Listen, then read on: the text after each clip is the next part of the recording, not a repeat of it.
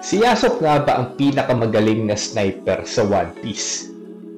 Alam mo ba kung gaano kalupit talaga mga papi yung tatay ni Usopp?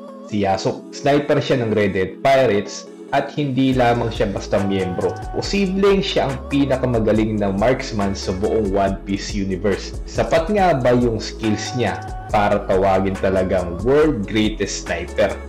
Tara, alamin natin. Iniwan ni Yasop yung kanyang pamilya para sumama kay Shanks. Alam naman natin yan kasi pinakita yan sa backstory ng One Piece dati. Pero hindi dahil yon trip niya lang.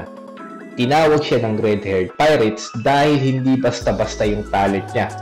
Kaya niya nga raw tamaan yung antena ng langgam mula sa 1 milya. Biruin mo, 1 mile.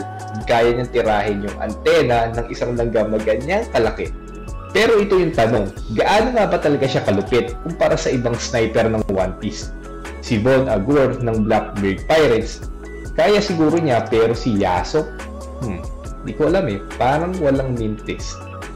Literal na cheat code kasi yung mga kamay ng lalaki na to. Alam mo yung kahit saan siya tumira, feeling ko tatamaan niya. Hindi nga lang siya basta sniper, si Yasop nga isa rin sa mga pinagkakatiwala ni Shanks. Sa bawat laban niya, siya ay isa sa mga secret weapon niya. Tahimik nga lang to sa umpisa, pero kapag pumilos na, wala na. Tapos na ang laban. Pero wait lang, paano naman si Usopp? Sa kabila nga ng lahat, sinusubukan pa rin niyang higitan yung tatay niya. Usopp versus Yasop, mukhang magandang laban yun Sniper showdown. Kaya lang, ang tanong, sino kaya ang mananalo? Ako, definitely, Team Usopp ako. Pero hindi natin maitatanggi na si Yasop talaga yung OG. Sa Red-Haired Pirates, si Yasop ang kanilang ultimate support. Siya yung tipo ng tao na kahit nasa likod lang, kaya niyang buhatin talaga yung laban. Pero ang tanong dito, makakaya kanyang talunin ng ibang bigating sniper tulad nga ni Bon Agur o yung mga mas lupit pang sniper sa One Piece na hindi natin nakikilala pa.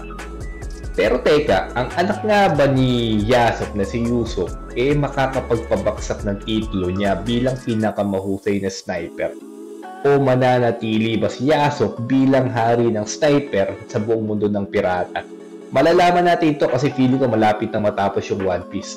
Ano sa tingin mo? Comment mo lang sa baba ang hula mo.